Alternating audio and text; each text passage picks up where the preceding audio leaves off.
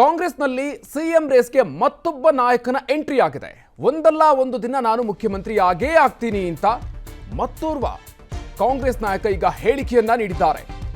ನಾನು ಸಿಎಂ ಆಗೋದನ್ನ ತಪ್ಪಿಸೋದಕ್ಕೆ ಆಗಲ್ಲ ಅಂತ ಹೇಳಿಕೆಯನ್ನ ನೀಡಿದ್ದಾರೆ. ಎಂ.ಬಿ. ಪಾಟೀಲ್ ಅವರು ನಾನು ಕೂಡ ಒಂದಲ್ಲ ಒಂದಿನ ಮುಖ್ಯಮಂತ್ರಿ ಆಗೇ ಆಗ್ತೀನಿ ಅನ್ನುವಂಥ ಮಾತನ್ನ ಹೇಳೋ ಮೂಲಕ ಇದೀಗ ಮುಖ್ಯಮಂತ್ರಿ ರೇಸ್ಗೆ ಅವರು ಕೂಡ ಎಂಟ್ರಿ ಕೊಟ್ಟಿದ್ದಾರೆ. ಇನ್ನು ಈ ಸಂದರ್ಭದಲ್ಲಿ ಸೀನಿಯಾರಿಟಿಯ ಬಗ್ಗೆ ಪ್ರಶ್ನಿಸಿದಂತ ಶಿವಾನಂದ ಪಾಟೀಲ್ ಅವರಿಗೂ ಕೂಡ ತಿರುಗೇಟನ್ನ ನೀಡಿದ್ದಾರೆ.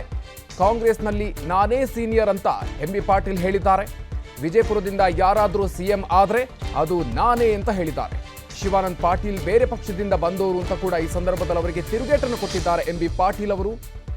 ಸಿಎಂ ಸ್ಥಾನ ಕೊಡೋದಾಗಿ ವರಿಷ್ಠರು ಕೂಡ ಭರವಸೆಯನ್ನ ನೀಡಿದ್ದಾರೆ. ಅಲ್ಲಿಯವರೆಗೆ ನಾನು ಕಾಯ್ತೀನಿ ಅಂತ ಎಂ.ಬಿ. ಪಾಟೀಲ್ ಹೇಳಿಕೆಯನ್ನ ನೀಡಿದ್ದಾರೆ.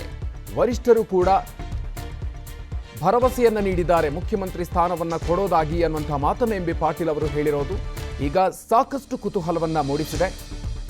ಒಂದಲ್ಲ ಒಂದು ದಿನ ನಾನು ಮುಖ್ಯಮಂತ್ರಿ ಆಗೇ ಆಗ್ತೀನಿ ಅಂತ ಎಂ.ಬಿ. ಪಾಟೀಲ್ ಅವರು ನೀಡಿರುವಂತಹ ಹೇಳಿಕೆ ಈಗ ಸಾಕಷ್ಟು ಕುತೂಹಲ ಮೂಡಿಸ್ತಾ ಇದೆ. ಅವ್ರ ವೈಯಕ್ತಿಕ ಅಭಿಪ್ರಾಯ ಅದ. ನನ್ಕಿಂತ ಸೀನಿಯರ್ಸ್ ಇದ್ದಾರೆ, ಆದ್ರೆ ಸೀನಿಯರ್ಸ್ ಒಂದೇ ಮಾನದಂಡ ಆಗಿಲ್ಲ. ಒಂದೇದ್ದು ಈಗ ಮುಖ್ಯಮಂತ್ರಿ ಬದಲಾವಣೆ ಪ್ರಶ್ನೆ ಬರೋದಲ್ಲ. ಸಿದ್ದರಾಮಯ್ಯ ಅವರು ಮುಖ್ಯಮಂತ್ರಿ ಆಗಿದ್ದಾರೆ, ಇರ್ತಾರೆ, ಮುಂದೇನು ಬರೀತಾರೆ. ಹೀಗಾಗಿ ಮುಖ್ಯಮಂತ್ರಿ ಬದಲಾವಣೆ ಅಪ್ರಸ್ತುತ. ಈಗ ಆದರೂ ಕೂಡ ಮುಖ್ಯಮಂತ್ರಿ ಆಗುವಂತಹದ್ದು ಸೀನಿಯರಿಟಿ ಜೂನಿಯರಿಟಿ ಬರೋದಿಲ್ಲ. ನಾನು ಕಾಂಗ್ರೆಸ್ ಪಕ್ಷದ ಸೀನಿಯರ್ ಇದ್ದೀನಿ. ನಾನು 91ನೇ ಇಸ್ವಿದಿಂದ ನಾನು ಕಾಂಗ್ರೆಸ್ ಅದಕ್ಕೂ ಮುಂಚೆನೂ ಕೂಡ ನಾನು ಕಾಂಗ್ರೆಸ್ನಲ್ಲಿದ್ದೆ. ಸುಮಾರು ಇವತ್ತು 35 ವರ್ಷ ಆಯಿತು. ನಾನು ಕೂಡ ಸೀನಿಯರ್ ಆಗಿದ್ದೇನೆ. ಅದಾಗಿನೂ ಕೂಡ ಸೀನಿಯರಿಟಿನೇ ಒಂದು ಮಾನದಂಡ ಅಲ್ಲ.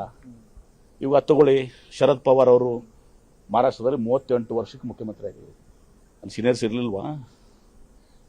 ಅದ್ಯಾಕೆ ನೀವು ಇವತ್ತು ದೇವರಾಜ್ ಅರಸು ಅವರು ಅವ್ರಕ್ಕಿಂತ ಜಾಸ್ತಿ ಸೀನಿಯರ್ಸ್ ಇದ್ರು, ಅವ್ರು ಮುಖ್ಯಮಂತ್ರಿ ಆಗ್ಲಿಲ್ವಾ? ಆರ್ ಗುಂಡರ್ ಅವರು ಮುಖ್ಯಮಂತ್ರಿ ಆಗಿದ್ರು. ಕುಮಾರಸ್ವಾಮಿ ಅವರು ಫಸ್ಟ್ ಟೈಮ್ ಎಂ.ಎಲ್.ಎ ಆಗಿ ಮುಖ್ಯಮಂತ್ರಿ ಆದ್ರು. ಹೀಗೆಲ್ಲ ಇರುವಾಗ ಇದು ಅನೇಕರು, ಇದು ಒಂದೇ ಅಲ್ಲ, ಎಕ್ಸಾಂಪಲ್ ನೂರಾರು ಎಕ್ಸಾಂಪಲ್ಸ್ ನಮ್ಮ ಪಕ್ಷದಲ್ಲಿ, ನಮ್ಮ ದೇಶದಲ್ಲಿ ಇದಾವೆ, ವಿವಿಧ ರಾಜ್ಯ ಪಕ್ಷದಲ್ಲಿ ಇದಾವೆ. ಈಗ ಒಂದಿಲ್ಲ ಒಂದು ದಿವಸ ನಾನು ಮುಖ್ಯಮಂತ್ರಿ ಆಗ್ತೇನೆ. ಅದು ಯಾವಾಗ ಆಶೆ ಇದೆ, ದುರಾಶೆ ಇಲ್ಲ. ಅದು ಶಿವಾನಂದ ಪಾಟೀಲ್ ಅವ್ರ ಲಾಜಿಕ್ ಪ್ರಕಾರ ಸೀನಿಯರಿಟಿ ಕನ್ಸಿಡರ್ ಮಾಡ್ಕೊಂಡು ನಾನಂತರ ಒಂದಿಲ್ಲದ ಒಂದು ದಿವಸ ಹಾಕ್ತೀನಿ, ಕಾಯ್ಬೇಕು ಅಂತ ಹೇಳಿದ್ದಾರೆ. ಒಪ್ಪುನಂತದನ್ನ. ಆದ್ರೆ ಅವರು ಈಗ ಪಕ್ಷಕ್ಕೆ ಬಂದವರು ಜನತಾದಳ ಬಿಜೆಪಿಯಿಂದ, ಅವ್ರ ಪಾಳೆ ಅಂತೂ ಹತ್ತದಲ್ಲ. ಬಿಜಾಪುರ ಜಿಲ್ಲೆಯಿಂದ ಮುಖ್ಯಮಂತ್ರಿ ಆದ್ರೆ ನಾನೇ ಆಗ್ಬೇಕು, ಮತ್ತೆ ಯಾರಾಗಲ್ಲ ನೋಡಿ. ಅವರು ಬನ್ನಿ ಬಗ್ಗೆ ಇನ್ನಷ್ಟು ಹೆಚ್ಚಿನ ಮಾಹಿತಿಯನ್ನು ನೀಡ್ತಾರೆ ನಮ್ಮ ಪ್ರತಿನಿಧಿ ಮಾರುತಿ ಪಾವಗಡಿ. ಇದೀಗ ನಮ್ಮ ಜೊತೆಗೆ ನೇರ ಸಂಪರ್ಕದಲ್ಲಿ ಜಾಯ್ನ್ ಆಗ್ತಾ ಇದ್ದಾರೆ. ಮಾರುತಿ, ಇದೀಗ ಮತ್ತೊಬ್ಬರು ಸಿಎಂ ರೇಸ್ಗೆ ಕಾಂಗ್ರೆಸ್ನಲ್ಲಿ ಎಂಟ್ರಿ ಆಗಿರೋದು ಎಂ.ಬಿ. ಪಾಟೀಲ್ ಅವರು. ಕುತೂಹಲಕಾರಿ ವಿಚಾರ ಅಂತಂದ್ರೆ ಎಂ.ಬಿ. ಪಾಟೀಲ್ ಅವರು ನೀಡಿರುವಂಥ ಹೇಳಿಕೆ ಅಂತಂದ್ರೆ ವರಿಷ್ಠರು ಕೂಡ ಹೇಳಿದ್ದಾರೆ ಅನ್ನುವಂಥ ಮಾತನ್ನ. ಸೊ ಹೇಗೆ ವಿಶ್ಲೇಷಣೆ ಮಾಡ್ತೀರಿ ಇವತ್ತಿನ ಎಂ.ಬಿ. ಪಾಟೀಲ್ ಅವರ ಹೇಳಿಕೆನ ಮಾರುತಿ? ಮಧುಕರ್ ಶೆಟ್ಟಿ, ಒಂದಂತೂ ಸ್ಪಷ್ಟ, ಮುಖ್ಯಮಂತ್ರಿ ಸಿದ್ದರಾಮಯ್ಯ ಅವರ ವಿರುದ್ಧ ಮೂಡಾ ಪ್ರಕರಣದಲ್ಲಿ ಹೈಕೋರ್ಟಲ್ಲಿ ಏನು ಅರ್ಜಿ ವಿಚಾರಣೆ ಆಗ್ತಾ ಇದೆ, ಒಂದು ಮೇಲೆ ವ್ಯತಿರಿಕ್ತವಾದಂತಹ ಒಂದು ತೀರ್ಪು ಬಂದಿದೆ. ಆದ್ರೆ ಬಹುತೇಕ ಸಿದ್ದರಾಮಯ್ಯ ಅವರನ್ನ ಬದಲಾವಣೆ ಮಾಡ್ತಾರೆ. ಆ ಸಂದರ್ಭದಲ್ಲಿ ಆ ಸ್ಥಾನ ನನಗೆ ಬೇಕು ಅನ್ನುವಂತಹ ಒಂದು ಲಾಬಿ ಪಾಲಿಟಿಕ್ಸ್ ಕಾಂಗ್ರೆಸ್ ಅಲ್ಲಿ ಸಹಜವಾಗಿ ನಡೀತಾ ಇದೆ. ಬಹುತೇಕ ನಾಯಕರುಗಳು, ಬಹಳಷ್ಟು ನಾಯಕರು ಆಕಾಂಕ್ಷಿಗಳಿದ್ದಾರೆ. ಅದರಲ್ಲಿ ಮಲ್ಲಿಕಾರ್ಜುನ್ ಖರ್ಗೆಯಿಂದ ಹಿಡಿದು 6-7 ಜನ ಪ್ರಬಲ ಆಕಾಂಕ್ಷಿಗಳಿದ್ದಾರೆ. ಅದರಲ್ಲಿ ಎಂ.ಬಿ. ಪಾಟೀಲ್ ಅವರು ಕೂಡ ಒಬ್ರು ಅನ್ನುವಂತಹ ಒಂದು ಚರ್ಚೆ ಕಾಂಗ್ರೆಸ್ ಪಕ್ಷದಲ್ಲಿ ಆಗ್ತಾ ಇತ್ತು. ಆದ್ರೆ ಇವತ್ತು ಬಹಿರಂಗವಾಗಿ ಅವರೇ ಹೇಳಿದ್ದಾರೆ, ನಾನು ಕೂಡ ಪ್ರಬಲ ಆಕಾಂಕ್ಷಿ ಅಂತ. ಅದ್ರ ಜೊತೆಗೆ ಮತ್ತೊಂದು ವಿಚಾರವನ್ನ ಸ್ಪಷ್ಟಪಡಿಸಿದ್ದಾರೆ, ಈ ಬಾರಿ ಯಾವುದೇ ಕಾರಣಕ್ಕೂ ಸಿದ್ದರಾಮಯ್ಯ ಅವರನ್ನ ಬದಲಾಯಿಸುವಂತ ಒಂದು ಪ್ರಶ್ನೆ ಇಲ್ಲ. ಆದ್ರೆ ನಾನು ಕೂಡ ಸಿಎಂ ರೇಸ್ ಅಲ್ಲಿ ಇದ್ದೇ ಇದ್ದೀನಿ, ಅದರಲ್ಲಿ ಯಾರು ಕೂಡ ಅದನ್ನ ತಳ್ಳಕೋದಕ್ಕೆ ಆಗೋದಿಲ್ಲ. ಬಿಜಾಪುರದಲ್ಲಿ ನಾನೇ ಸೀನಿಯರ್ ಕಾಂಗ್ರೆಸ್ಸಿಗ ಅನ್ನುವಂಥದ್ದನ್ನ ಒತ್ತಿ ಹೇಳುವಂತ ಒಂದು ಕೆಲಸವನ್ನು ಮಾಡಿದ್ದಾರೆ. ಇಲ್ಲಿ ಎಂ.ಬಿ. ಪಾಟೀಲ್ ಅವರ ಹೇಳಿಕೆಯನ್ನ ಎರಡು ರೀತಿಯಲ್ಲಿ ನಾವು ಅರ್ಥೈಸ್ಕೊಳ್ಬೇಕಾಗುತ್ತೆ.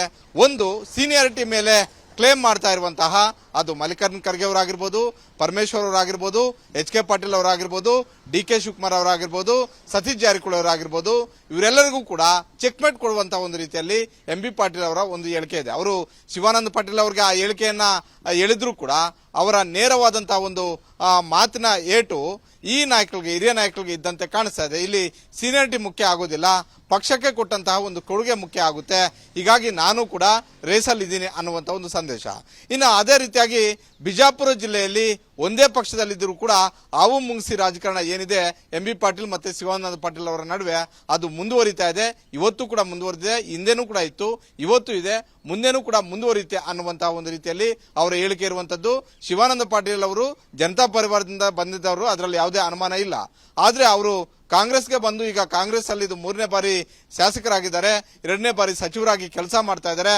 ಹೀಗಾಗಿ ಈ ಸಂದರ್ಭದಲ್ಲಿ ಅವರು ಜನತಾದಳದಿಂದ ಬಂದಂತವರು, ಅವ್ರಿಗೆ ನನಗಿಂತೂ ಮೊದಲನೇದಾಗಿ ಸಿಎಂ ಆಗೋ ಆ ಅಧಿಕಾರ ಮತ್ತೆ ಅಧಿಕಾರ ಇಲ್ಲ ಅನ್ನುವಂತ ಒಂದು ಹೇಳಿಕೆಯನ್ನ ಕೊಡೋದ್ರ ಮುಖೇನ ಬಿಜಾಪುರ ಜಿಲ್ಲೆಯಲ್ಲಿ ನಾನೇ ಅಗ್ರಗಣ್ಯ ನಾಯಕ, ನನಗೆ ಅವಕಾಶವನ್ನ ಸಿಗಬೇಕು, ನಾನೇ ಸೀನಿಯರ್ ಇದ್ದೀನಿ ಅನ್ನುವಂತ ಒಂದು ಮಾತನ್ನ ಶಿವಾನಂದ ಪಾಟೀಲ್ಗೆ ಹೇಳೋದರ ಜೊತೆಗೇನೆ ಸೀನಿಯಾರಿಟಿ ಮುಖ್ಯ ಆಗೋದಿಲ್ಲ ಅನ್ನುವಂಥದ್ದನ್ನ ಮಲ್ಲಿಕಾರ್ಜುನ್ ಖರ್ಗೆ, ಪರಮೇಶ್ವರ್, ಡಿ.ಕೆ. ಶಿವಕುಮಾರ್ ಸೇರಿದಂತೆ ಯಾರೆಲ್ಲ ಸೀನಿಯರ್ಸ್ ಇದ್ದಾರೆ ಅವ್ರಿಗೆ ಆ ಸಂದೇಶವನ್ನ ರವಾನೆ ಮಾಡುವಂತ ಒಂದು ಕೆಲಸ ಇವತ್ತಿನ ಎಂ ಬಿ ಪಾಟೀಲ್ ಅವರ ಹೇಳಿಕೆಯಲ್ಲಿದೆ. ಒಂದು ಸಿದ್ದರಾಮಯ್ಯ ಅವರ ಸಮರ್ಥನೆ, ಮತ್ತೊಂದು ತನ್ನ ಸ್ವಪಕ್ಷದಲ್ಲೇ ಇರುವಂತಹ ತನ್ನ ರಾಜಕೀಯ ಎದುರಾಳಿ, ಅಂದ್ರೆ ಒಂದು ಕಾಲದಲ್ಲಿ ಲೋಕಸಭಾ ಚುನಾವಣೆಯಲ್ಲಿ ಅವ್ರು ಜನತಾದಳದಿಂದ ಲೋಕಸಭಾ ಅಭ್ಯರ್ಥಿ ಆಗಿದ್ರು.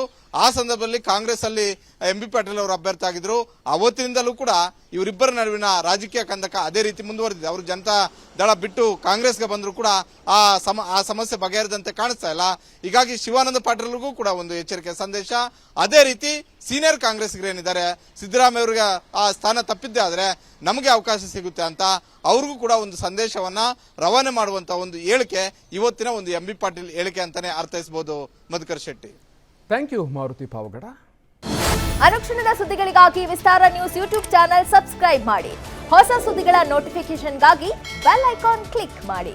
ಲೇಟೆಸ್ಟ್ ಅಪ್ಡೇಟ್ಸ್ಗಾಗಿ www.vistaranews.com ವೆಬ್ಸೈಟ್ಗೆ ವಿಸಿಟ್ ಮಾಡಿ. ಅಂಗೈಯಲ್ಲೇ ಜಗತ್ತಿನ ಸುದ್ದಿ ತಿಳಿಯಲು Vistara news Kannada app download ಮಾಡಿ.